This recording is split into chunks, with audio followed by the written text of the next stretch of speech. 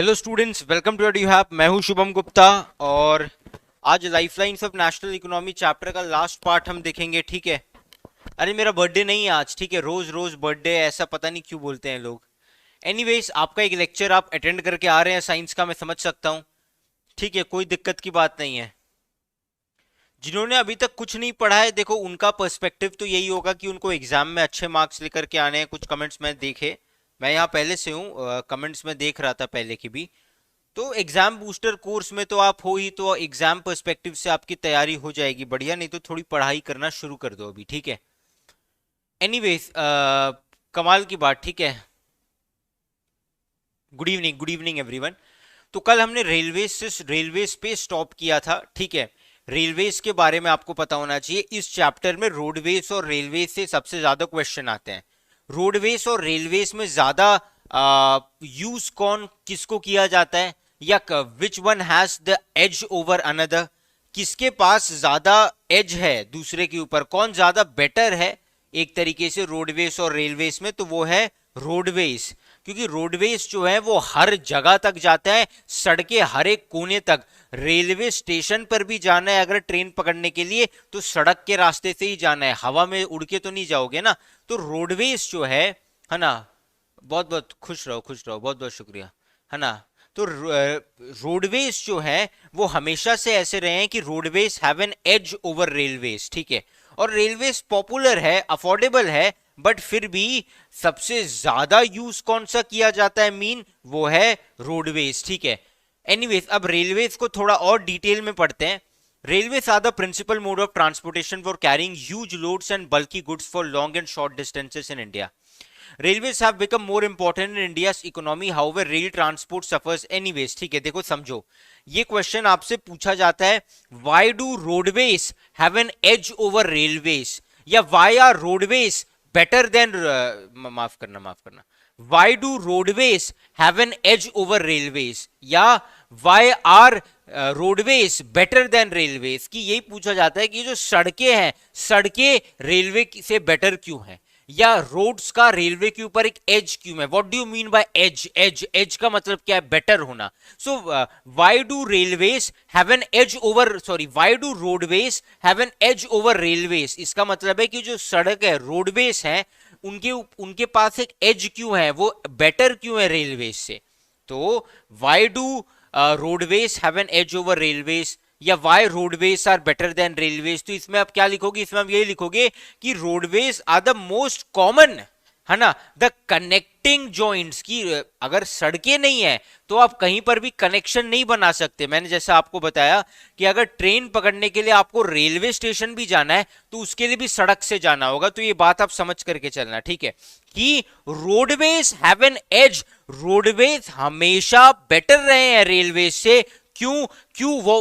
Y roadway is considered more important than railways?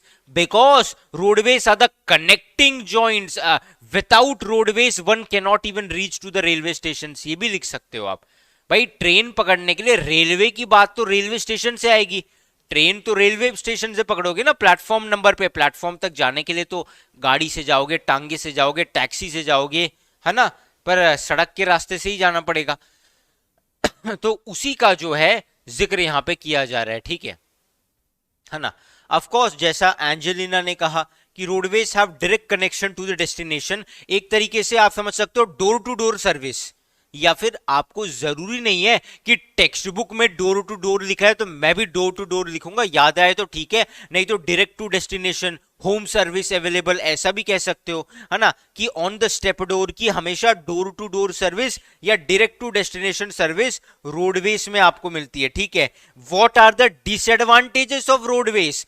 Disadvantages क्या है roadway का? Number one, ज्यादा हैवी गुड्स, हैवी मटेरियल्स, है ना, मतलब एक लॉट में बहुत सारा सामान अगर आपको कभी ट्रांसपोर्ट करना हो तो रोडवेज से इतना पॉसिबल नहीं होता है। अब आप कहोगे सर 100 किलो चावल, 200 किलो चावल, नहीं, जब सरकार चावल भेजती है ना, जब गवर्नमेंट का, मानो कि दुनिया भर में, माफ करना, पूरे भारत भर में बहुत सारे राशन की दुकानें, राशन की दुकानों में तो सरकारी चावल ही आता है, और जो बिलो पॉवर्टी लाइन है बीपीएल वाले, है ना, उनको 1 रुपए 2 रुपए कम पैसों में वो राशन का चावल मुहैया कराया जाता है।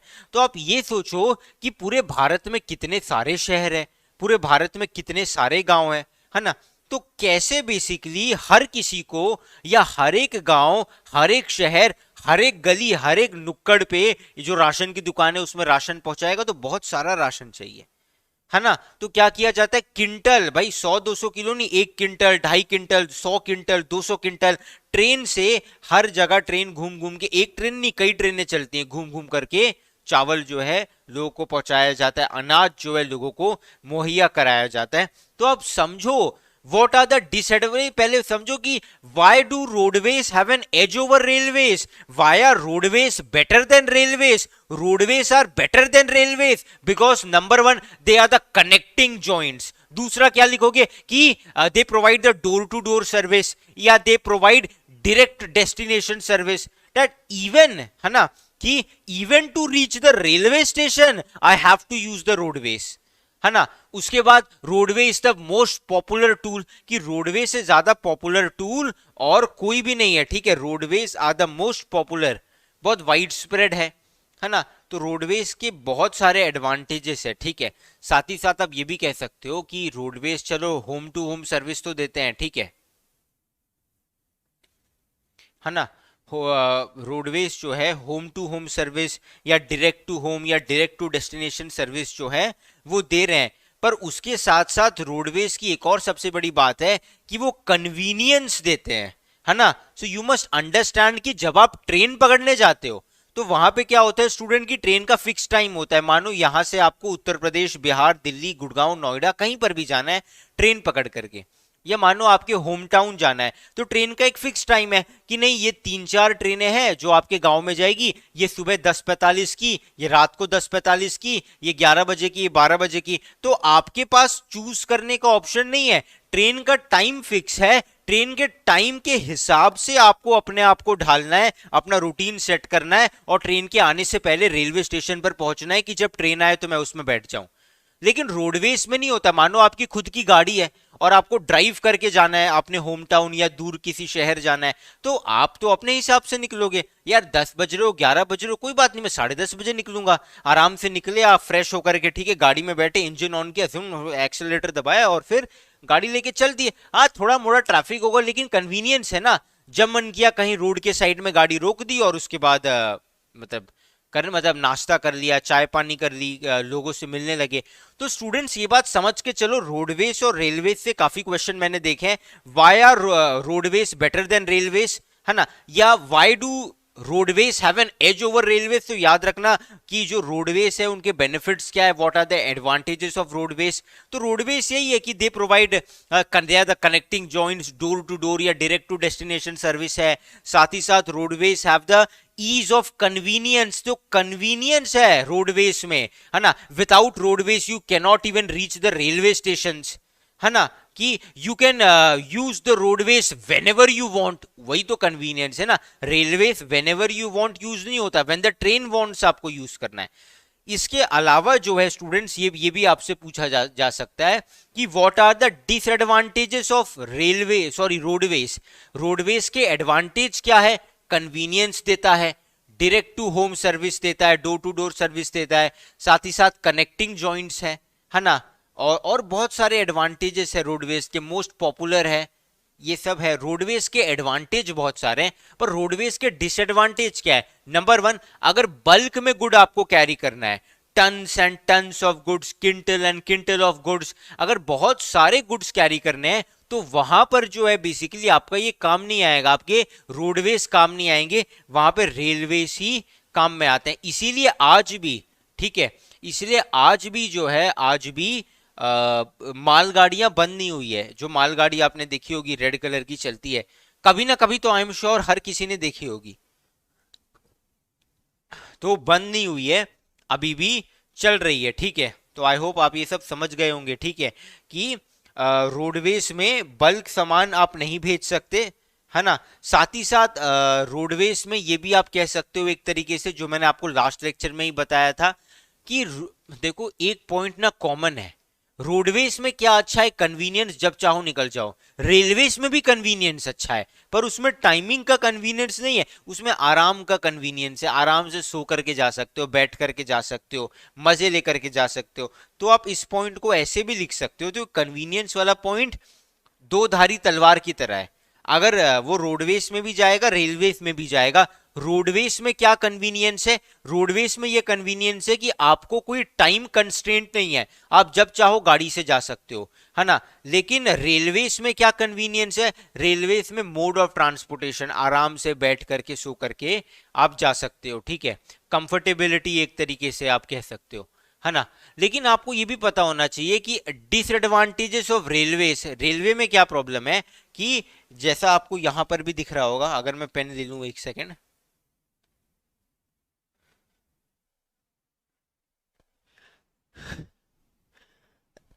Sorry, sorry, railways have become, नहीं नहीं नहीं नहीं नहीं नहीं, ये नहीं, दूसरा पॉइंट है एक, सॉरी, हाँ, ओके।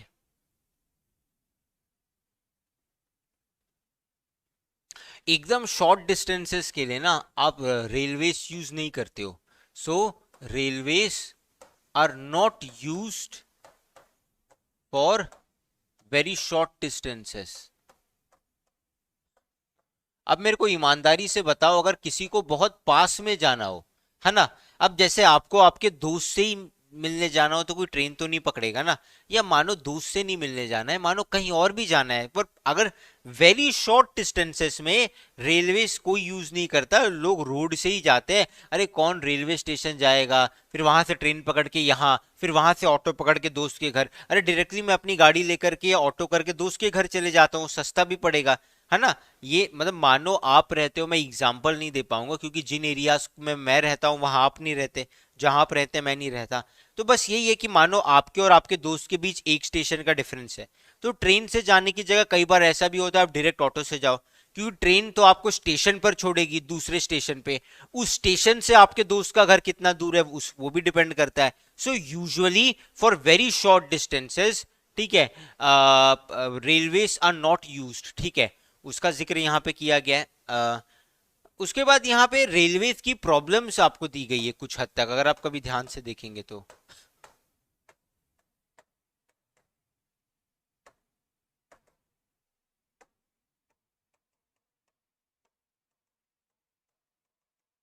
प्रॉब्लम्स विथ रेलवेज क्या है, construction of bridges is required across reverse wide beds for laying down the railway lines, ठीक है। रेलवे लाइंस को अगर कभी ले डाउन करना है तो क्या होता है, रेलवे लाइंस को ले डाउन करना, it is very expensive and troublesome. Troublesome का क्या मतलब है, बहुत मेहनत और बहुत झंझट का काम है। अरे भाई सड़क बनाना एक टाइम के लिए इजी है, ये भी आप लिख सकते हो। एडवांटेजेस क्या है रोडवेज के, रोडवेज का एडवांटेज ये है कि इजीली मेड, है ना।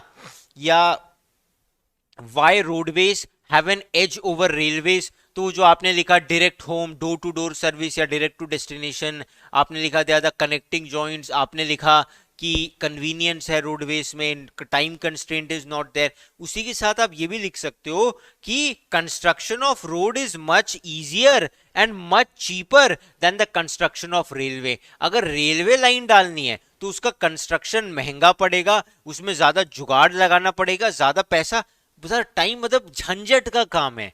रेलवे की वो पटरियां बिछाओ, उनके बीच में स्लैब्स डालो, फिर पत्थर भरो एक्यूरेट डिस्टेंस पे, मुश्किल होता है थोड़ा थोड़ा, मतलब इतना आसान नहीं है, ठीक है। वो पत्थर क्यों रखे जाते हैं, आई गेस आप में से काफी लोगों को पता होगा कि रेलवे ट्रैक्स में, ठीक है, बीच में ये स्लैब्स बनाए जाते हैं। क्यों बनाए जाते हैं, कि ये एक्यूरेट डिस्टेंस पे दोनों रेलवे ट्रैक को रखे, नहीं तो ट्रैक्स अगर आगे पीछे हो गए तो ट्रेन डिसलोकेट हो जाएगी, डिसबैलेंस हो जाएगी, गिर जाएगी, जबकि ये नहीं होना चाहिए, है ना। तो पटरियों के बीच में इनको एक्यूरेट डिस्टेंस पे मेंटेन रखने के लिए स्लैब्स बनाए जाते हैं, और साथ ही साथ यहाँ पे जानबूझ करके पत्थर भरे जाते हैं, ताकि जब ट्रेन चले तो ये पत्थर जो है ट्रेन के वाइब्रेशंस को एब्जॉर्ब कर ले, ठीक है ना। कि ये ट्रेन के पत्थर जो है ट्रेन के वाइब्रेशन को एब्जॉर्ब कर ले।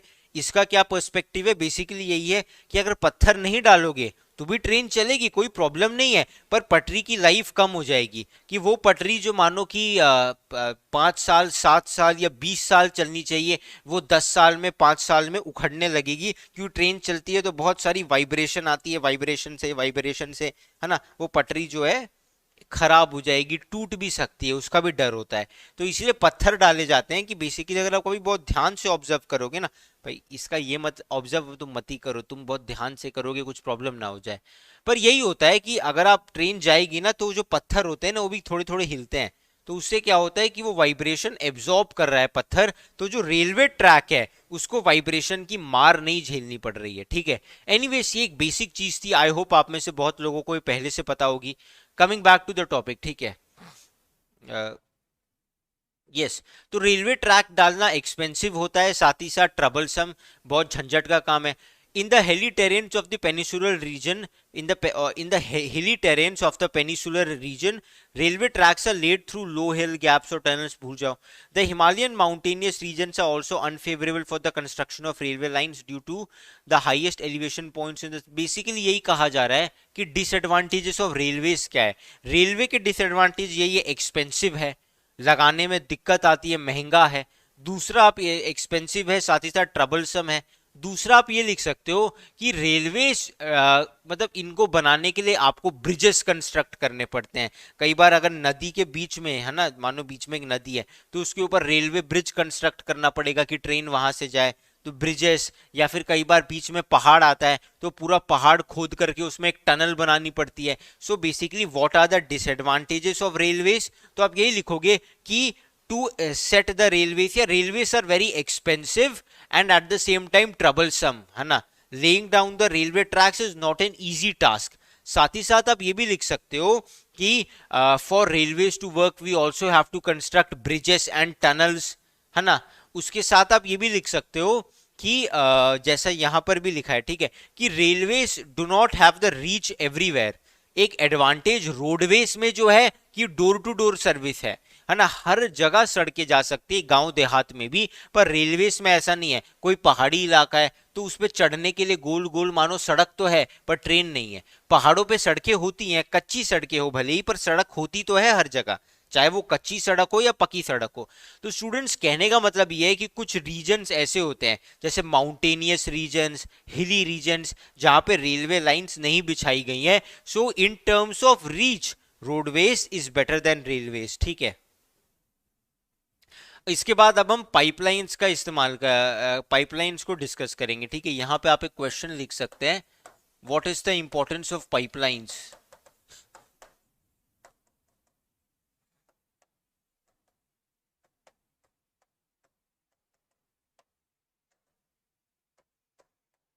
या व्हाई पाइपलाइंस आर इंपॉर्टेंट।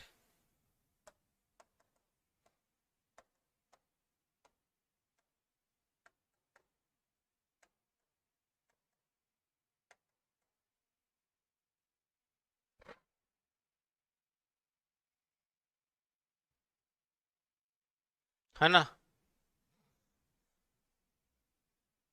ये पॉइंट्स प्रेजेंटेशन में लिखे हुए हैं तो इनको अलग से लिखने की जरूरत नहीं है, प्रेजेंटेशन आपको भेज दिया जाएगा। पाइपलाइंस में क्या है, pipeline network uses pipes usually underground to transport and distribute fluids. Yes, pipeline network uses pipes usually underground to transport and distribute fluids, to transport and distribute fluids. These are used to transport, okay, फिर से पढ़ेंगे एक बार। Pipeline network uses pipes, pipeline network है तो pipe ही use करेगा। Pipeline network uses pipes usually underground to transport and distribute fluids, है ना। तो इसी to transport and distribute fluids, तो यहाँ पे इसी की बात हो रही है कि आप ना क्या क्या ट्रांसपोर्ट कर रहे हो पाइप के जरिए। Water, crude oil, petroleum. यहाँ देखो पाइपलाइन से सिर्फ पानी आता है जरूरी नहीं है, पाइपलाइन से आप और भी बहुत सारी चीजें ट्रांसपोर्ट कर सकते हो। ठीक है, पानी की पाइपलाइन तो होती है। क्रूड ऑयल यानी कि क्या है, यानी कि पेट्रोलियम या पेट्रोल की बात हो रही है। ठीक है, पेट्रोल ट्रांसफर करते हो, पेट्रोल, हाँ पेट्रोल देखो क्या होता है ना कि पेट्रोल की एक रिफाइनरी होती है। यहाँ मानो पेट्रोल निकल रहा है, यहाँ, ठीक है, यहाँ से पेट्रोल निकल रहा है रिफाइन, तो यहाँ गड्ढा खोद करके मशीन से मोटर की तरह पेट्रोल खींचती है और पाइप से उसको रिफाइनरी में भेजा जाता है। ऐसा नहीं है कि जहां से पेट्रोल निकल रहा है उसके ऊपर ही फैक्ट्री बना दोगे, नहीं तो काम नहीं चलेगा। तो पाइपलाइंस का इस्तेमाल करना पड़ता है, ठीक है। साथ ही साथ नेचुरल गैस का भी होता है, फर्टिलाइजर होता है, फैक्ट्रीज में पाइपलाइंस का बहुत ज्यादा इस्तेमाल होता है, ठीक है। Solids can also be transported through a pipeline when converted into a slurry. There are three important networks of pipeline transportation in the country. सबसे तीन इंपॉर्टेंट पाइपलाइन नेटवर्क्स जो इंडिया में है, ठीक है, वो कौन से पाइपलाइन नेटवर्क्स है, वो यही है, ठीक है। एक तो ऑयल वाला है, ऑयल फील्ड का पाइपलाइन नेटवर्क जो आसाम से कानपुर जाता है उत्तर प्रदेश में। आप देख सकते हो डिस्टेंस कितना दूर है ना। आसाम कहाँ, नॉर्थ ईस्ट में एकदम, और उत्तर प्रदेश यहाँ बिहार के पास में। तो इतना दूर पाइप से ये लोग क्या भेजते हैं, इतना दूर पाइप से ये लोग ऑयल भेजते हैं, ठीक है। तो ये कोई छोटा मोटा नेटवर्क नहीं, इस नेटवर्क को मेंटेन करना बहुत ज्यादा जरूरी है। तो कई बार जमीन के अंदर, क्योंकि इनकी एक और कैटेगरी क्या होती है कि ये लोग यूजुअली अंडरग्राउंड होते हैं, ज्यादातर जो है जमीन के अंदर होते हैं। तो मानो जमीन के अंदर आप कभी, आपको कोई पाइप दिखी, आपने उस पर फवारा मतलब फावड़ा मारा, उससे कुछ ब्लैक ब्लैक कलर का निकलने लगा या अजीब सी स्मेल आने लगी, तो जरूरी नहीं है कि वो गटर का पानी जा रहा है। गटर का पानी पाइप से नहीं जाता है, सीवर अलग ही होता है, सीवरेज अलग होता है। हो सकता है कि वो कोई अंडरग्राउंड पाइपलाइन हो जिससे ऑयल कहीं भेजा जा रहा हो। तो ये बात हमेशा सोच करके रखना कि जमीन के अंदर जो पाइपलाइंस बिछाई जाती हैं वो सिर्फ पानी के लिए नहीं होती हैं, वो पाइपलाइन हो सकती हैं ऑयल के लिए हो, गैस के लिए हो। हालांकि गैस पाइपलाइंस इंडिया में इतनी वाइडली नहीं यूज की जाती है, ठीक है ना। From Salaya in Gujarat to Jalandhar in Punjab, ठीक है, गुजरात और पंजाब में भी एक पाइपलाइन का इस्तेमाल किया जाता है। गुजरात से उत्तर प्रदेश, ये तो सबसे बड़ा है, क्योंकि एक तरीके से अगर देखा जाए तो आसाम और उत्तर प्रदेश एक दूसरे के पास में भी है, दोनों नॉर्थ ईस्ट में है, ठीक है। गुजरात और पंजाब का भी डिस्टेंस इतना ज्यादा नहीं है, गुजरात इधर है तो पंजाब इधर है, लेकिन ये सबसे दूर जाता है गुजरात से उत्तर प्रदेश, की एक एकदम वेस्ट का स्टेट है, एक नॉर्थ ईस्ट का स्टेट है। इतना लंबा ये जो है पाइपलाइन का नेटवर्क है, ठीक है। अगर लीकेज होगा तो उनको पता चल जाएगा अखिल, और लेकिन लीकेज होने के चांस बहुत कम होते हैं क्योंकि पाइप में मल्टीपल लेयर कोटिंग लगाई गई होती है। प्लस एक इलेक्ट्रिक अलार्म सिस्टम भी होता है कि अगर मल्टीपल लेयर में से कोई भी एक लेयर डैमेज होगा या उसकी टैंपरिंग होगी तो तुरंत अलार्म बन जाएगा। तो जो लोकल इंजीनियर्स है, जिस भी एरिया से प्रॉब्लम आएगी, फटाफट वो इंजीनियर्स जाके उस एरिया में निरीक्षण करके देख लेंगे, ठीक है। और ये जो पाइपलाइंस डाली जाती है ना, चाहे वो पानी की पाइपलाइन हो या फिर चाहे वो ना गैस की हो, पेट्रोल की हो, कोई भी पाइपलाइन हो, ये पाइपलाइन जब डाली जाती है ना बेटा, फर्टिलाइजर की हो, तो फर्टिलाइजर पाइपलाइन तो सड़कों के नीचे नहीं मिलेगी आपको। बट एनीवेज ये जो पाइपलाइंस है, ये जो डाली जाती है, वाटर पाइपलाइन बहुत ज़्यादा कॉमन है। तो ऐसा नहीं है कि ये बिल्डिंगों के नीचे से जा रही है, नहीं, ये रोडवेज मतलब सड़कें जिस रास्ते से जा रही है ना, उसी रास्ते से एक तरीके से इसे एकदम प्लान करके मैप के हिसाब से प्लान करके बनाया जाता है। Waterways, waterways are the cheapest means, ठीक है। यहाँ रेगुलर ऑयल की बात हो रही है, ठीक है, क्रूड ऑयल की बात नहीं हो रही है। Waterways are the cheapest means of transport, ये बिल्कुल सही है, ठीक है। Waterways are the cheapest means of transport, ठीक है। और अगर आपको याद होगा तो जब मैं अपने लेक्चर्स पहले के पढ़ा रहा था तो भी मैंने आपको इस बारे में बताया था, ठीक है।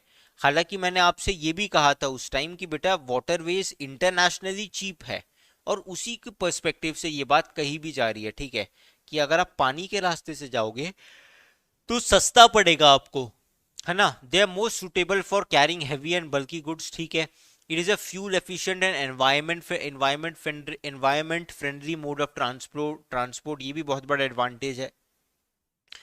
देखो जब पानी में जहाज चलती है ना, तो देखो वो कई प्रिंसिपल्स पे काम कर सकती है, लेकिन वो एक तरीके से एनवायरनमेंट को पल्यूट नहीं कर रही है, ठीक है।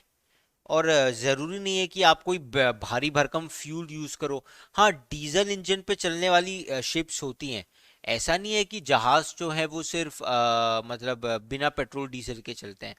पेट्रोल तो नहीं, पर मैंने ऐसी कुछ बड़ी बड़ी शिप्स देखी है जो डीजल पे चलती हैं। तो फ्यूल तो लगता है, पर वो बहुत बड़ी बड़ी शिप हैं, ठीक है, जो शायद मर्चेंट शिप हो सकती है या इंडियन नेवी की कोई बहुत बड़ी शिप हो सकती है। आमतौर पे जो ज्यादातर शिप्स हैं, है ना, उनमें इलेक्ट्रिक मोटर लगाया गया होता है। या जो आपके मोटर बोट्स होते हैं जो आपने देखी होंगी, तो वो आमतौर पे इलेक्ट्रिसिटी पे चलती हैं, ठीक है ना। So water transport is the cheapest, एक तरीके से आप ऐसा याद रखना, ठीक है। और यहाँ पे कुछ आपको, और हाँ,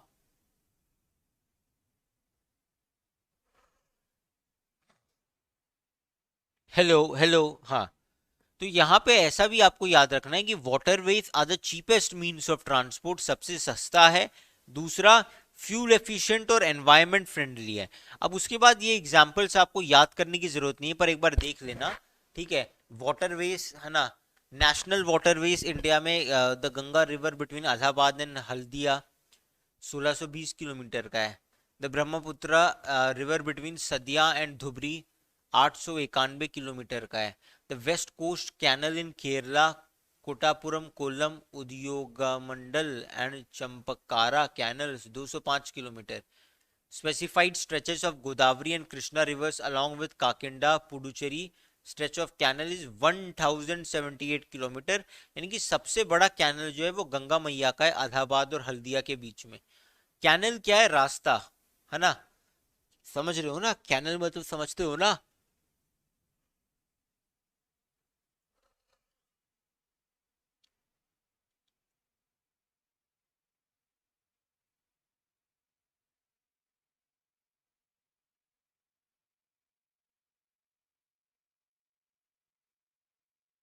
नहीं, मैं कमेंट रीड कर रहा हूँ, ऐसा नहीं है, मेरे को स्क्रीन विजिबल है प्रॉपरली कमेंट सेक्शन का।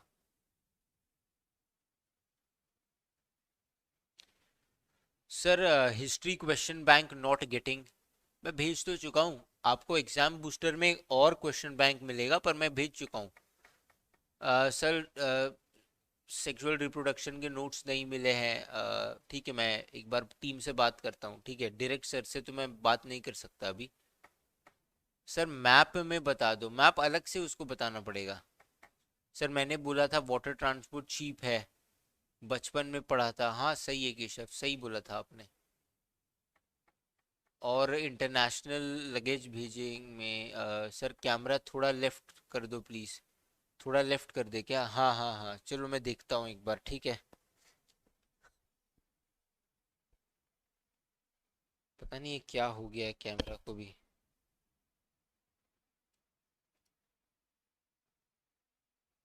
आई होप अब आपको कैमरा जो है क्लियरली दिख रहा है, ठीक है। अब अगर आपका इशू रिजॉल्व हो गया है तो एक बार मेरे को कंफर्मेशन दे देना, ठीक है। लगता है 15 से पहले सिलेबस पूरा करना है, इसीलिए मतलब क्या करना है now. Okay sir, thank you, welcome Mitesh. हाँ, डेमोक्रेटिक पॉलिटिक्स के नोट्स जो है मैं आपको एग्जाम बूस्टर के टाइम भेजूंगा, ठीक है। अभी भेज के कोई मतलब नहीं है ना, क्योंकि उससे रिवीजन करना पड़ेगा, ठीक है। या ठीक है, मैं भेज देता हूँ, ठीक है। आपको पॉलिटिकल पार्टीज और आउटकम्स ऑफ डेमोक्रेसी दोनों के नोट्स नहीं मिले हैं, राइट। टेक मतलब दो नोट्स इन द सेंस, दोनों के हाईलाइटेड चैप्टर पीडीएफ नहीं मिले हैं। उनका सोल पर्पस यही है कि आप बस जा करके बस वो जो हाईलाइटेड चीज़ है वो भी पढ़ लोगे ना ऊपर ऊपर से, फिर आप वो एक तरीके से आपका रिवीजन हो जाएगा। फिर शायद आपको अपने नोट्स देखने की भी जरूरत ना पड़े। Why cruise is expensive? Number one, international travel होता है। इंटरनेशनली जब आप ट्रैवल करते हो तो उस पर ज़्यादा टैक्स लगता है, ज़्यादा रकम खर्च करनी पड़ती है। दूसरा, लग्जीरियस। आम, अगर वाटरवेज चीपेस्ट तो है, पर आम आप कोई जहाज में जाओगे या आम शिप से आप कभी ट्रैवल करोगे, मानो कल को आपका मन किया कि मुझे अंडमान जाना है, लक्षद्वीप जाने का चांस कम है, मानो आपको अंडमान एंड निकोबार आइलैंड्स घूमने के लिए, टूरिज्म के लिए जाना है, तो इंडिया से शिप जाती है। तो वो शिप नॉर्मल सी शिप होगी, आप बैठ करके लेट करके शायद जा सकते हो। क्रूज शिप्स तो एकदम लग्जरी है, उसमें लोग पूल पार्टी करते हैं, पूल टेबल होता है, खेलते हैं, स्विमिंग पूल होता है, शैंपेन है, नाचते हैं, डीजे वीजे करते हैं। तो बहुत एक्सपेंसिव है, वो अंदर से एक होटल की तरह है। अरे जैसे टाइटैनिक शिप नहीं था, वो एक होटल ही तो था। वो कहते हैं शिप है, वो एक होटल था अंदर से। 3 स्टार 5 स्टार होटल की तरह कमरे हैं, एसी है ना। गर्म पानी का नल है, ठंडे पानी का नल है, तो वो बहुत महंगा होता है, इसलिए क्रूज शिप्स ना महंगे होते हैं, ठीक है। हाँ बेटा, जरूर केशव, जरूर जरूर। Sir, Allahabad is now Prayagraj. Yes yes Akash, I am sorry sorry, तो ये बुक में गलत लिखा है, ठीक है। कहीं तो लिखा था ना, हाँ ये इलाहाबाद काट दो।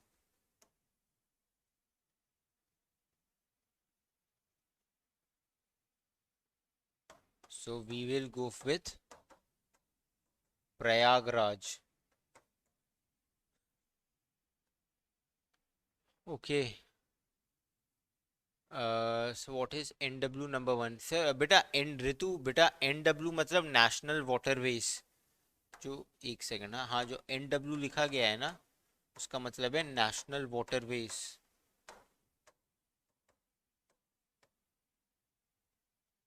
सर प्लीज लिख करके बताओ, प्लीज लिख करके बताओ, प्लीज लिख करके बताओ, प्लीज लिख करके बताओ. पॉइंट्स लिखे तो हैं, मैं अलग से लिख करके क्या ही बताऊं मैं. एंड गुड फूड, यस, है ना. ठीक है, लेकिन अभी आगे वाले क्वेश्चंस को हम लिख करके बताते हैं. ठीक है चलो, मान गए आपकी बात. नेशनलिज्म इन इंडिया चैप्टर याद नहीं हो रहा है. तो याद करने की जरूरत ही क्या है, कॉन्सेप्ट समझो और अपने हिसाब से आंसर लिखने की प्रैक्टिस डालो. नहीं तो मेरे जो लेक्चर्स हैं आपके जुनून बैच पे वो एक बार देख लो, नहीं तो आप यूट्यूब पे भी देख सकते हैं. यूट्यूब पे नेशनलिज्म इन इंडिया की 6 वीडियोस गई हैं, उनमें से 5 पार्ट में है, छठी वन शॉट है. वन शॉट ये है कि मतलब कोई ऐसा बच्चा जिसको पूरा चैप्टर देखना है तो वन शॉट देखे, उन्हीं 5 पार्ट्स को मर्ज करके वन शॉट में डाला गया है. नहीं तो आप एक एक पार्ट देख सकते हैं.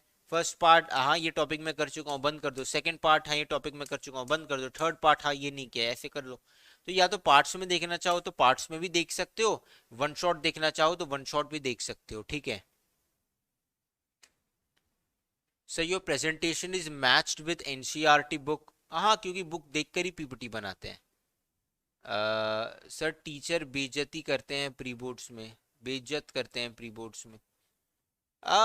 देखो उनका काम है, एक तरीके से वो बोलना चाहते हैं कि बेटा प्री बोर्ड्स आ गए हैं, खतरे की घंटी बज रही है, पढ़ना अभी से शुरू कर दो. ये तो फर्स्ट प्री बोर्ड है, बट ठीक है सेकंड प्री बोर्ड में भी फर्स्ट प्री बोर्ड जब चल रहा होगा तो प्री बोर्ड्स मतलब मेन आपकी नॉलेज असेस करने के लिए, उनका कोई खास वैल्यू नहीं है.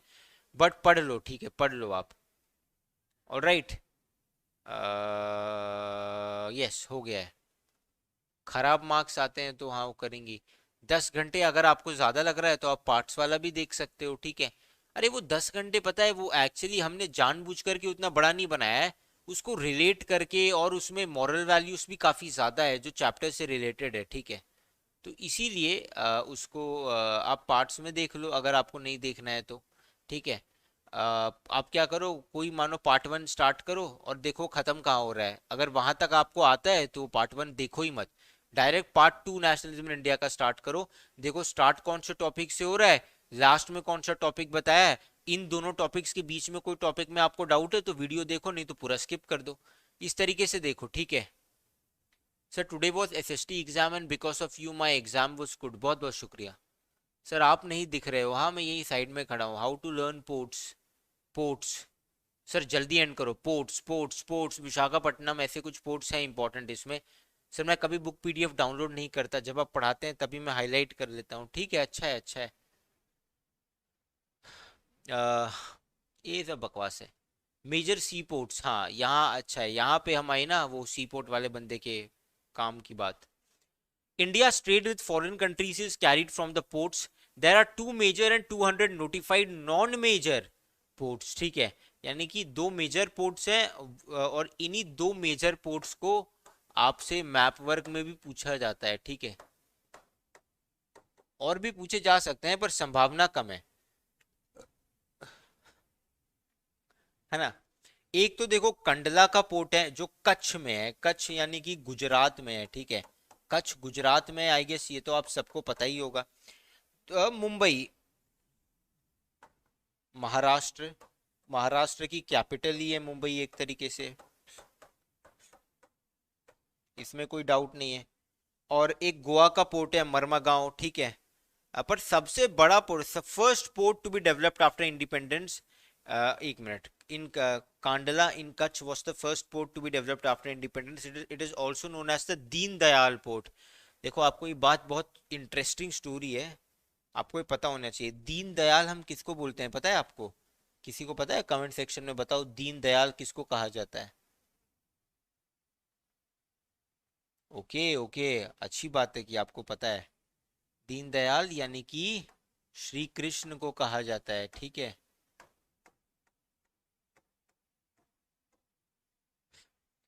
तो आपको ये बात पता होनी चाहिए स्टूडेंट्स कि देखो आपके आपका कल्चर आपकी हिस्ट्री बहुत बड़ी है। अगर आप उसमें कभी डूबोगे, ये आर्कियोलॉजिकल एविडेंस के बेसिस पे जो भी बातें हो रही है ना, ये ऐसा नहीं है कि सिर्फ किसी माइथोलॉजी के बेसिस पे हो रही है, ये बातें आर्कियोलॉजिकल एविडेंस के बेसिस पे हो रही है। ठीक है, तो आप ये सारी चीजें याद करके चलना। ठीक है ना, कि बहुत सारे एविडेंसेस मिले हैं। जब आप पानी के अंदर देखते हो द संकन सिटी या the lost city of Dwarka हम कहते हैं, इसके ऊपर यूट्यूब के ऊपर डॉक्यूमेंट्रीज भी हैं, बहुत सारे चैनल्स ने डाली, आप वो भी देख सकते हैं। ठीक है, और हमारी कोशिश है कि अगर आप द्वारका के बारे में मानो कुछ जानना चाहते हो, या कोई हिस्टोरिक इवेंट, सर जंगिस खान के बारे में बताओ, या सर समुराइस और निंजास में क्या फ़र्क है, ऐसा कुछ अगर आप जानना चाहते हो, तो प्रॉब्लम ये होती है ना कि ये सब चीज़ें मैं आपको लेक्चर के टाइम पे नहीं बता सकता, क्योंकि लेक्चर एक्सटेंड होगा और वो रेलिवेंट नहीं है। तो इसके लिए हमारा प्लान है कि यूट्यूब पे हम एक ask me anything session start करेंगे शुभम संवाद के नाम से, जिसमें आपका कोई भी उसका एक कम्युनिटी पोस्ट यूट्यूब चैनल पे चले जाएगा, और उस कम्युनिटी पोस्ट के कमेंट सेक्शन में कोई भी जवाब, अगर कोई भी सवाल आपको पूछना होगा, तो हैशटैग एक कम्युनिटी पोस्ट आएगा हमारे यूट्यूब चैनल पे। मानो आपको पोस्ट की नोटिफिकेशन नहीं आती, तो ऐसे आनी चाहिए अगर आपने चैनल सब्सक्राइब किया है, मानो नहीं आती, तो हमारे चैनल पे जाना, मेन चैनल पे क्लिक करना, साइड में कम्युनिटी पे क्लिक करना, आपको पोस्ट दिख जाएगा। उस पोस्ट के कमेंट सेक्शन में शुभम संवाद जो पोस्ट होगा उसके कमेंट सेक्शन में हैशटैग शुभम संवाद ये यूज करके कोई भी सवाल जो आपका हो, चाहे वो हो मतलब geopolitics, history, cinema, good films to watch, summaries of books, किसी बुक की आपको समरी सुननी हो शॉर्ट में, एज शॉर्ट एज 3 से 4 मिनट, तो वो भी आप सुन सकते हो मेरे से।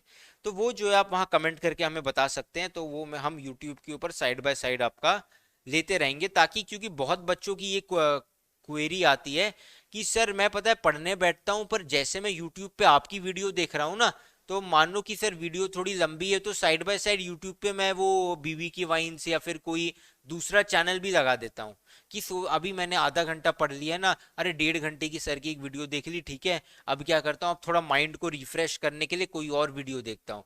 फिर एक फनी वीडियो देखते हो रिकमेंडेशन में, ये छोटी है, ये भी देख लेता हूँ।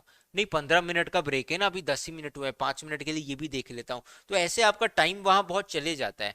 आपको अगर ब्रेक चाहिए, तो आप क्यों ना हमारे ही चैनल पे कोई दूसरा कंटेंट देख लो जिसमें आपका इंटरेस्ट हो, और खास तौर पे अगर आप ही के टॉपिक पे वो बनाया हुआ कंटेंट है, आप ही के पूछे गए सवाल का जवाब दिया गया है उस कंटेंट में, तब तो आपका इंटरेस्ट ज्यादा ही होगा। या अगर आपका सवाल नहीं, तो आपके एज ग्रुप के स्टूडेंट्स में से ही किसी ना किसी ने सवाल पूछा है, तो इस बात की क्या हाई पॉसिबिलिटी नहीं है कि आपके जैसे बच्चे जो आज उसी लेवल पे है जहां पे आप उन्होंने जो सवाल पूछा है, शायद उसमें आपका भी इंटरेस्ट हो। तो ये जो है, ठीक है, ये भी हम कर रहे हैं। ठीक है ना।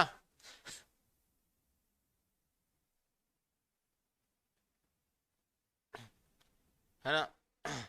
सो दीनदयाल पोर्ट द्वारका में है। ठीक है, दीनदयाल पोर्ट किसको, कांडला को कहा जाता है, जो कच्छ में है। मुंबई में बिगेस्ट पोर्ट है, ओल्डेस्ट पोर्ट कच्छ में, गुजरात में, कांडला में। मुंबई में बिगेस्ट पोर्ट है। मरमागांव पोर्ट जो है गोवा में, इससे premier iron ore exporting port. ठीक है, मरमागांव आयरन ओर के लिए फेमस है। ठीक है, Kochi is the extreme southwestern port located at the entrance of lagoon. Tuticorin port is situated at the extreme southeast. Chennai is one of the oldest artificial ports of India. Visakhapatnam is the deepest landlocked and well protected port. Paradweep port located in Odisha specializes in the export of iron ore. तो अगर आप ध्यान से देखोगे तो iron ore के लिए दो पोर्ट फेमस है। ठीक है, आपका जो आयरन ओर है इसके लिए एक तो पाराद्वीप या पैराद्वीप का पोर्ट फेमस है, साथ ही साथ आपका, है ना, मरमागांव का पोर्ट जो है ये भी आयरन ओर के लिए फेमस है। ठीक है, Kolkata is an inland riverine port. Haldia port was developed as a subsidiary port in order to relieve growing pressure on the Kolkata port. ये हल्दिया पोर्ट नहीं आता है, बट आप ये बात समझ करके चलना कि एग्जाम बूस्टर में जब आपके सेशन होंगे, तो वहां पे मैप के साथ बहुत डिटेल में आपके ये सारे भी कवर कराए जाएंगे।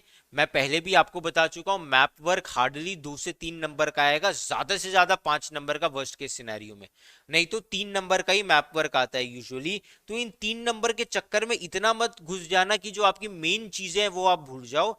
मैप वर्क पे भी हम ध्यान देंगे, पर फिलहाल तुम ऊपर ऊपर से देख लो और उसके बाद इसको हम डिटेल में भी, ठीक है, करेंगे। निशा क्या कह रहे हैं, सर 12 मेजर पोर्ट्स हैं, आपकी प्रेजेंटेशन में रॉन्ग है। तो हमारी प्रेजेंटेशन में कितने पोर्ट्स हैं देखते हैं। 1 2 3 4 5 6 7 8 9 10 पोर्ट्स हैं क्या? तो बचे 2 पोर्ट्स कौन से हैं निशा, अगर आपको याद आ रहे हैं तो आप बता सकते हैं। वेयर इज वाइजैग, विशाखापट्टनम,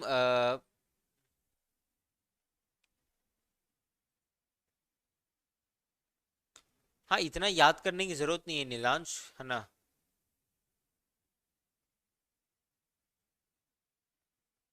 हाय सार्थक। प्रभ सिमरन, नहीं हम किसी को इग्नोर नहीं कर रहे हैं। तो ठीक है निशा, अगर आप वाइजैग कहाँ लिखा है, अरविंद केजरीवाल कौन है ये? दिल्ली के चीफ मिनिस्टर का भी नाम अरविंद केजरीवाल ही है। समर्थ दुबे पूछ रहे हैं, सर एग्जाम बूस्टर में डिटेल्ड लेक्चर होंगे जैसे अभी हुए, या स्पीड में होंगे? एग्जाम बूस्टर में सिर्फ एग्जाम पर्सपेक्टिव से लेक्चर होंगे, तो वो छोटे लेक्चर्स होंगे, मतलब ज्यादा एग्जाम पर्सपेक्टिव से अगर मैं ये आपको चैप्टर पढ़ाऊँ ना तो आधे से ज्यादा थ्योरी तो मेरे को काटनी पड़ेगी, पर मॉरल डेवलपमेंट के लिए भी पढ़ाना हमारा काम है, इसलिए हम सब पढ़ाते हैं। तो एग्जाम पर्सपेक्टिव से आपको सिर्फ एग्जाम पर्सपेक्टिव से पढ़ाया जाएगा, फास्ट पढ़ाया जाएगा, पर सिर्फ एग्जाम पर्सपेक्टिव से, ठीक है। तो आपका सब कुछ कवर हो जाएगा। स्पीड में होगा, एग्जाम बूस्टर है, लेकिन देखो इसका ये मतलब नहीं है कि ये क्वेश्चन है स्पीड, नहीं। शुभम सर अगर कोई लेक्चर पढ़ा रहे हैं और कोई क्वेश्चन डिस्कस करा रहे हैं तो पूरी कोशिश करेंगे कि उस क्वेश्चन का जवाब आपको वहीं का वहीं याद कराया जाए, ये हमारी पूरी कोशिश रहेगी, ठीक है। तो स्पीड इन द सेंस ऐसा नहीं है कि हाँ ये क्वेश्चन हो गया, हाँ चलो come on moving on to the next topic, ये हो गया, इसका ये मतलब है और इसका ये मतलब है क्योंकि ये इससे रिलेटेड है, come on moving on to the next topic, नहीं ऐसा कुछ नहीं होता है। आपको प्यार से इत्मीनान से पढ़ाया जाएगा, पर इसको एग्जाम बूस्टर क्यों, बूस्टर मतलब बूस्ट में स्पीड में पढ़ाएंगे नहीं, एग्जाम के लिए जो आपकी प्रिपरेशन है उसको बूस्ट करने में ये हेल्प करेगा। इन इन द सेंस इसका क्या मतलब है कि सिर्फ एग्जाम पर्सपेक्टिव, कि भाई 2013 सीबीएसई में क्वेश्चन आया, 2015 में आया, 22 में भी आ सकता है, तो सिर्फ एग्जाम पर्सपेक्टिव से पढ़ाया जाएगा, ठीक है ना। 15 फेब से स्टार्ट हो रहा है, ठीक है। Yes, Visakhapatnam sport Indian navy भी यूज करती है, ठीक है। Airways, the airway is the fastest most comfortable and prestigious mode of transportation. एक तरीके से लिख लो भाई, अगर किसी के पास बहुत ज्यादा पैसे हैं तो एक तरीके से मोस्ट एक्सपेंसिव भी है, ठीक है। जितने भी मोड ऑफ ट्रांसपोर्टेशन है, चाहे वो सीवेज हो, चाहे रोडवेज हो, चाहे रेलवेज हो, इन सब में से, है ना, सबसे, ठीक है, सबसे ज्यादा एक्सपेंसिव जो है वो एयरवेज है। Airways are the most expensive, ठीक है। साथ ही साथ आप ये भी कह सकते हो कि बहुत ज्यादा लग्जरियस भी है ना। साथ ही साथ टाइम सेविंग, आप ऐसा भी कह सकते हो कि बहुत सारा पैसा लगता है, मानते हैं कि वही ट्रेन की टिकट जो आपको 2 से 3 हजार में हो सकती है, प्लेन से जाओगे तो 5 से 6 हजार में, ऑलमोस्ट डबल प्राइस है। तो महंगा तो है बट टाइम सेविंग भी है, कि ट्रेन से जाओगे तो मानो यार आपको आपके गांव ही जाना है, जैसे मैं अपना एग्जांपल दूं तो मेरा गांव जो है वो है बिहार में, तो अगर मैं यहां से बिहार अपने गांव में जाऊंगा तो वहां मेरे को लग जाएंगे ट्रेन से जाने में 2 दिन लग सकते हैं, डिपेंडिंग अपॉन द ट्रेन 3 दिन भी लग सकते हैं, 2 से ढाई दिन कम से कम लगते ही हैं, 2 दिन, ठीक है। तो अब क्या होगा, मेरे 2 दिन जाएंगे, उससे अच्छा अगर मैं डायरेक्ट फ्लाइट पकड़ के जाऊंगा तो मैं सेम डे, 2 दिन क्या, विद इन 2.5 to 3 hours मैं पहुंच जाऊंगा, ठीक है। सो टाइम सेविंग है बहुत ज्यादा, ठीक है ना। टाइम सेविंग है बहुत ज्यादा एयरवेज पर, हाँ एक्सपेंसिव है, लग्जरियस भी है, ठीक है। प्लेन में कभी हम जाते हैं ना तो ट्रेन में क्या होता है, ट्रेन में अलग अलग क्लासेस होती हैं। एक जनरल क्लास होता है ट्रेन में, जिसमें टिकट लेकर के आप चढ़ सकते हो, किसी की कोई सीट नहीं है, बैठ करके जाओ। एक स्लीपर क्लास है, फिक्स सीट नंबर होता है। एक थर्ड एसी होता है, एक सेकंड एसी होता है, बस। पहले फर्स्ट एसी भी AC 1 या AC फर्स्ट क्लास भी होता हुआ करता था, AC1 टायर करके, बट वो अब निकाल दिया गया 1990 से, उसको धीरे धीरे करके बंद करने की कोशिश हो गई है। लगभग 30 साल हो गए हैं, तो बहुत कम ट्रेनें होंगी जिसमें आपको AC1 टायर की बोगीज दिखेंगे, नहीं तो सब बंद हो गई है। तो AC2 tyre, AC3 tyre, sleeper, general, ये किसका स्ट्रक्चर है? ट्रेन का। प्लेन में भी कुछ ऐसा ही स्ट्रक्चर होता है। प्लेन में एक तरीके से इकोनॉमी क्लास होता है, एक बिजनेस क्लास होता है, एक फर्स्ट क्लास होता है, ठीक है। इस तरीके से प्लेन का स्ट्रक्चर होता है, ठीक है ना। The airway is the fastest, most comfortable and prestigious mode. भाई यही तीनों पॉइंट को एक्सप्लेन किया। It is the most expensive, it is also luxurious, but it is expensive, but at the same time it is time saving, ठीक है। Airplane में time save होता है, ठीक है। और साथ ही साथ इसका एडवांटेज एक और सबसे बड़ा यही है कि चाहे आपको पहाड़ के ऊपर से उड़ना हो, रेगिस्तान के ऊपर से उड़ना हो, है ना, जंगल के ऊपर से उड़ना हो, या ओशियन के ऊपर। अब आप ये सोचो, यहां से जो लोग अमेरिका जाते हैं भाई, मुंबई से लॉस एंजलिस डायरेक्ट 16 घंटे की फ्लाइट होती है, तो या तो फ्लाइट पेरिस रुक करके जाएगी या डायरेक्ट जाएगी, तो होते या केप टाउन रुकेगी। तो होता क्या है कि ये तो इतना बड़ा समुंदर है ना इंडिया और अमेरिका के बीच में, है ना। तो इतना बड़ा समंदर लांग करके जाते हैं, तो शिप से जाने में टाइम लगेगा, ट्रेन से तो जा ही नहीं सकते, है ना। और इंडिया में भी कोई पहाड़ है, जंगल है, इन सब के ऊपर से डायरेक्ट चले जाते हैं, ठीक है ना। तो कोई दिक्कत नहीं है। अरे आशीर्वाद है, सार्थक, सार्थक आशीर्वाद है। समर्थ पूछ रहे हैं सर थर्ड एसी और सेकंड एसी में क्या है? हाँ, एसी क्लास भी लग्जरियस है। मैं कैसे बताऊं, देखो थर्ड एसी में क्या होता है ना, वो बिल्कुल स्लीपर की तरह ही है ना। बस उसमें ये होता है कि एसी है एक तो अंदर, जो स्लीपर में नहीं होता है।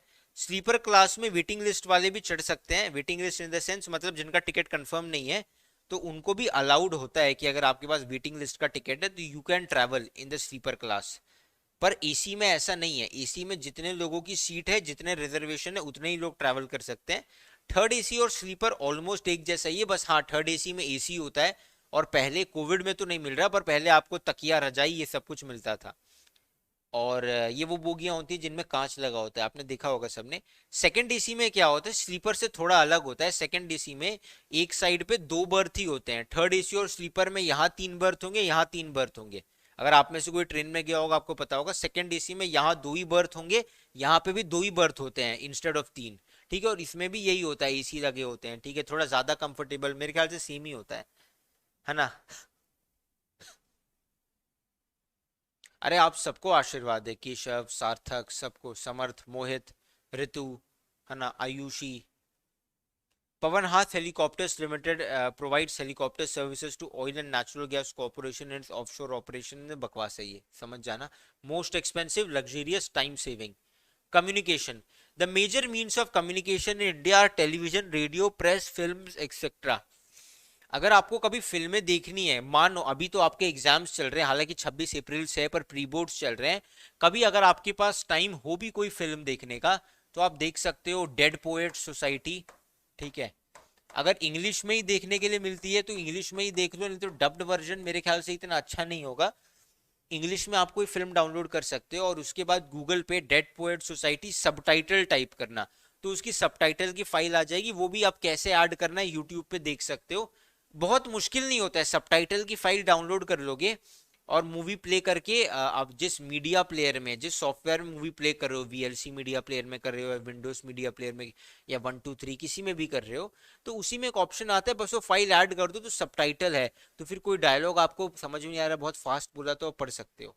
और सबटाइटल के साथ देखने में एक अश्योरेंस होता है। डेड पोएट सोसाइटी बहुत अच्छी फिल्म है। तो ये कुछ अच्छी फिल्में हैं जो आप देख सकते हो, ठीक है।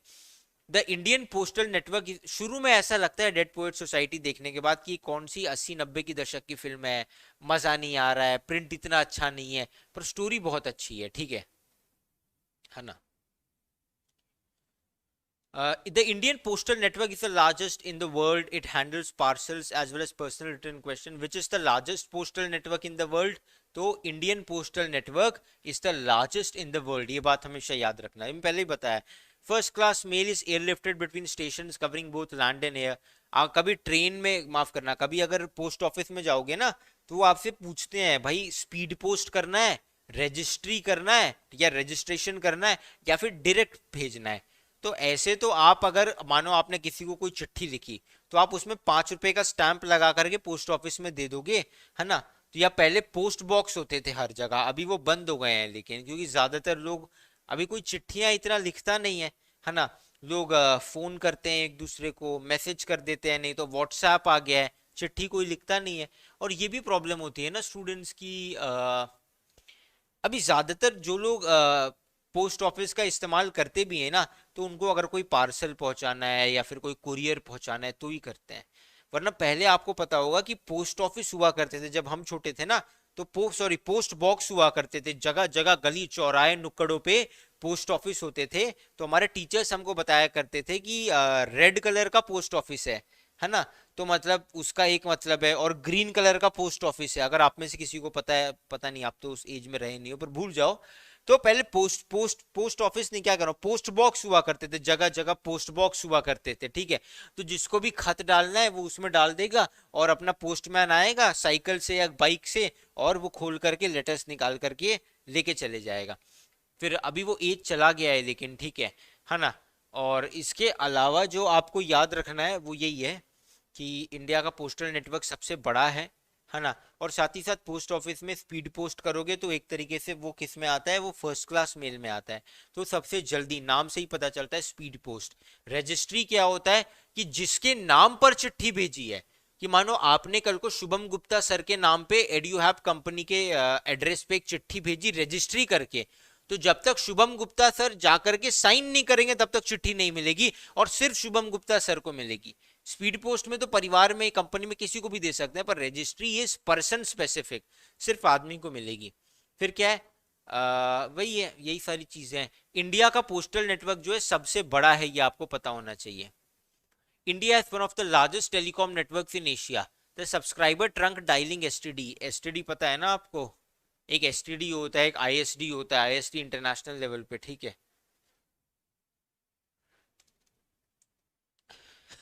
है ना। अंकित, विशाल, लेजेंड बॉय, समर्थ,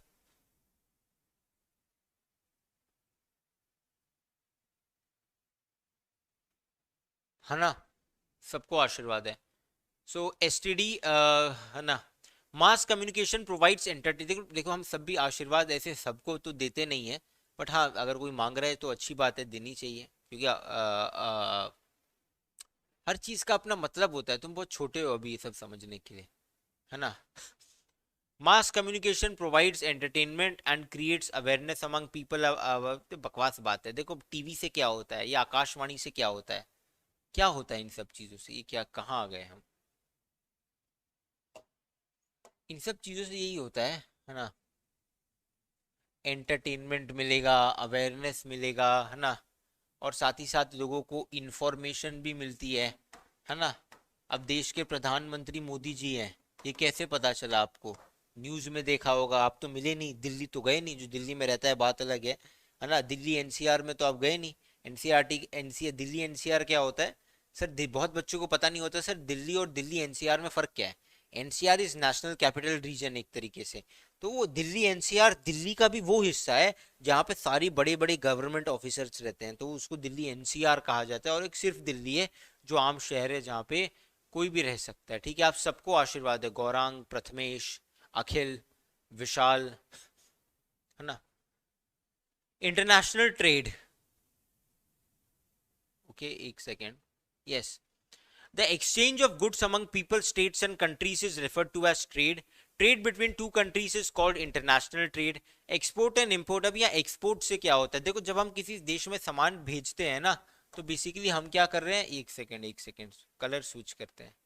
तो हम क्या कर रहे हैं, जब हम एक्सपोर्ट करते हैं, इंपोर्ट नहीं, जब हम एक्सपोर्ट करते हैं ना, तो उससे हमारा फॉरेन एक्सचेंज जो है बढ़ जाता है। सर फॉरेन एक्सचेंज यानी कि क्या, फॉरेन एक्सचेंज यानी कि रेवेन्यू, कि हमारा पैसे हमारे पास ज्यादा, फॉरेन रेवेन्यू हमारा बढ़ जाता है, ठीक है।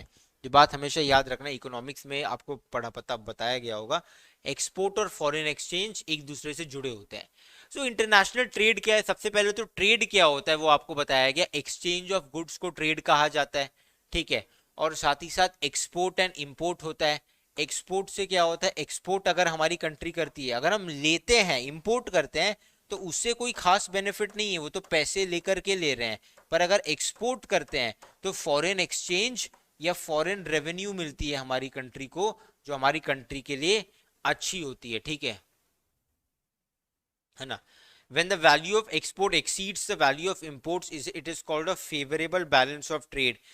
हमेशा हर देश की यही कोशिश होती है कि हम ज्यादा से ज्यादा एक्सपोर्ट करें, क्योंकि ज्यादा एक्सपोर्ट करेंगे तो हम ज्यादा सामान दूसरे देशों को बेच रहे हैं, तो वहां से ज्यादा पैसा लेकर के आएंगे। अगर ज्यादा इंपोर्ट करेंगे तो ज्यादा सामान हम खरीद रहे हैं दूसरे दूसरे देशों से, तो ज्यादा पैसा हमारा बाहर जाएगा।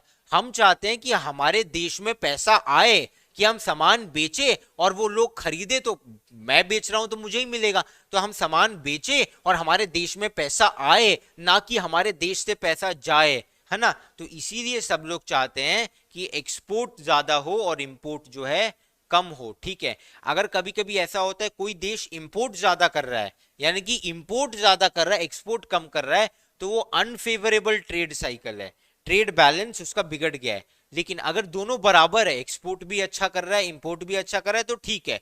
लेकिन सबसे बेहतर ट्रेड बैलेंस होगा जब वो एक्सपोर्ट ज्यादा कर रहा है और इंपोर्ट बिल्कुल कम या बहुत कम कर रहा है, ठीक है।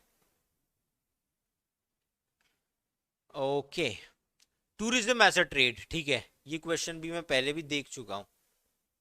How come tourism is a trade, उसका आंसर ही यही नीचे लिखा है। ये पावर पॉइंट प्रेजेंटेशन भी आपको भेज दी जाएगी।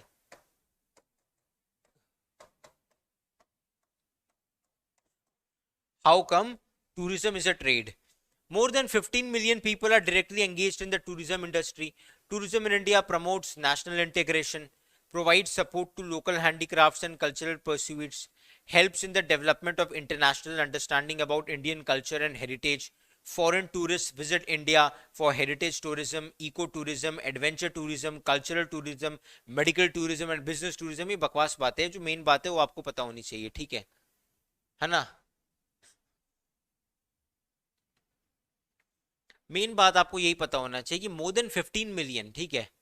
ये 15 मिलियन भी भूल जाओ। Tourism as a trade, trade का मतलब क्या है कि टूरिज्म से क्या प्रॉफिट कमाया जा सकता है? हाँ, कमाया जा सकता है। कैसे? मैं आपको बताता हूँ। मानो कि आपके देश में कोई टूरिस्ट आ रहा है, मानो ताजमहल देखने आ रहा है, तो आप ये मत देखो कि वो ताजमहल की इतने की टिकट खरीदता है तो उसने सिर्फ उतनी ही कमाई करवाई है, नहीं। आप ये देखो कि जब वो आपके देश में आ रहा है तो आपके देश की एयरलाइंस वालों को फायदा हुआ होगा। वो आपके देश में आएगा, ताजमहल देखते ही भागेगा नहीं, वहां कुछ समय रुकेगा, सामान खरीदेगा, शॉपिंग करेगा, होटल वालों का, लोकल वेंडर्स का, इन सब का बहुत ज्यादा फायदा होता है। तो स्टूडेंट्स, आप ये बात समझो कि जब भी कोई विदेशी नागरिक हमारे देश में आता है ना, तो ये बहुत बड़ी बात है। ऐसे ही नहीं कहा जाता है ना, अतिथि देवो भव, क्योंकि वो हमारे लिए बहुत सारी रेवेन्यू लेकर के आता है। ये बहुत खराब न्यूज़ है। तुम बहुत मतलब तुम तो मेच्योर स्टूडेंट्स हो, है ना, वरना मैं जो 6-7 क्लास के बच्चों के सामने ये सारी बातें नहीं करता। बट ये बात आपको पता होनी चाहिए कि बहुत लोग जो होते हैं ना, कि जो हमारे देश में फॉरेन टूरिस्ट आते हैं ना, स्पेशली विमेन, तो उनके साथ मिसबिहेव करते हैं। तो इससे क्या होता है, देश की इमेज बहुत ज्यादा खराब हो जाती है, क्योंकि कल को वो अपने 10 दोस्तों को कहेंगे कि यार भारत मत जाना घूमने, भारत में ये होता है, भारत गंदा देश है, ये वो। तो हमेशा अपने आचरण को शुद्ध करके रखना चाहिए। गरीब होना पाप नहीं है, पर गंदा आचरण रखना पाप है। अगर मेरे शिष्य हो, पहला लेक्चर भी देख रहे हो, तो छोड़ दो वो आचरण, वरना जिस तरह कर्ण को उसके ज्ञान ने छोड़ दिया, मेरा ज्ञान तुम्हें छोड़ देगा। ये मेरा श्राप नहीं है, जीवन का सत्य है, ठीक है ना। कि जब भी हम अनीति पे चलते हैं, जब भी गलत मार्ग पे चलते हैं, तो उसका फल जो है हमें भोगना ही पड़ता है। कोई नहीं बच पाया, हम भी नहीं बच सकते, मैं भी नहीं बच सकता। तो हर किसी का सम्मान करो, स्त्रियों का खास तौर पे सम्मान करो। सर पे बैठाने के लिए कोई नहीं बोल रहा, पर अपनी सीमा और अपनी हद हमेशा याद रखना। और साथ ही साथ वही है, anyways coming back to the topic, तो यही प्रमोट्स नेशनल इंटीग्रेशन। देखो बेसिकली टूरिज्म से क्या फायदा होता है, नेशनल इंटीग्रेशन, यानी कि क्या, बेसिकली आपके कंट्री की एकता तो बढ़ती है, पर सबसे इंपॉर्टेंट बात पॉपुलैरिटी। जितने ज्यादा टूरिस्ट आपके कंट्री में आएंगे, उतना ज्यादा पॉपुलर है आपका देश, ठीक है। साथ ही साथ local handicraft and cultural pursuits, यानी कि बेसिकली आपके जो लोकल शॉपकीपर्स हैं, या शॉपकीपर्स के लिए एक बेटर वर्ड जो यूज किया जाता है, वेंडर्स, इनको प्रॉफिट होता है। इन लोकल शॉपकीपर्स या लोकल वेंडर्स को प्रॉफिट होता है। क्यों प्रॉफिट होता है? क्योंकि इनकी दुकान से सामान खरीदा जा रहा है। फिर क्या है? Helps in the development of international understanding. जो लोग आते हैं, है ना, दे रिस्पेक्ट, है ना, या फिर वो रिस्पेक्ट या फिर दे नो अबाउट, उनको पता चलता है। किस चीज के बारे में पता चलता है? उनको इंडियन कल्चर के बारे में पता चलता है। साथ ही साथ आप ये भी कह सकते हो कि फॉरेन टूरिस्ट अगर आता है हमारे देश में, तो फॉरेन टूरिस्ट ऐसे ही नहीं आता। कोई भी फॉरेन टूरिस्ट अगर हमारे देश में आता है तो वो हमारे देश में फॉरेन इन्वेस्टमेंट लेकर के आता है ना। वो कुछ ना कुछ पैसे तो इन्वेस्ट करेगा, चाहे एक होटल में करे या फिर अपने लिए कपड़े खरीदने में करे, ठीक है, तो करेगा, है ना। तो ये यही था इस चैप्टर की समरी। एक तरीके से आपका ये चैप्टर ऑफिशियली जो है खत्म हो गया है, ठीक है। जब हम एग्जाम बूस्टर कोर्स में जाएंगे तो सिर्फ एग्जाम पर्सपेक्टिव से जो बहुत इंपॉर्टेंट क्वेश्चंस हैं, जो बोर्ड एग्जाम में साल दर साल रिपीट होकर के आए हैं, उनको भी हम रिवाइज करा देंगे और मैप वर्क तो अलग से कराया जाएगा, ठीक है। तो ये सारी चीजें आई गेस आपको क्लियर है। मंडे को आपका नया चैप्टर एक होगा जो बहुत बहुत ही ज्यादा छोटा चैप्टर है। अगर आप टेक्स्ट बुक खोल के देखेंगे तो आपको पता चलेगा। इकोनॉमिक्स का एक और छोटा चैप्टर है, globalisation and the Indian economy. Monday को हम वो आपका चैप्टर जो है करा देंगे, ठीक है। सो मंडे को आपका सेशन जो होगा सेम टाइम पे होगा, 6 बजे होगा, 6 o'clock।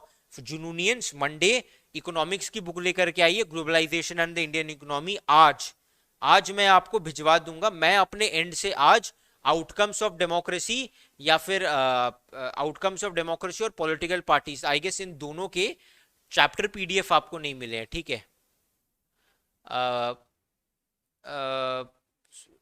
ओके, नहीं, मैं संडे को नहीं ले सकता लेक्चर, संडे मैं अवेलेबल नहीं हूँ, ठीक है ना।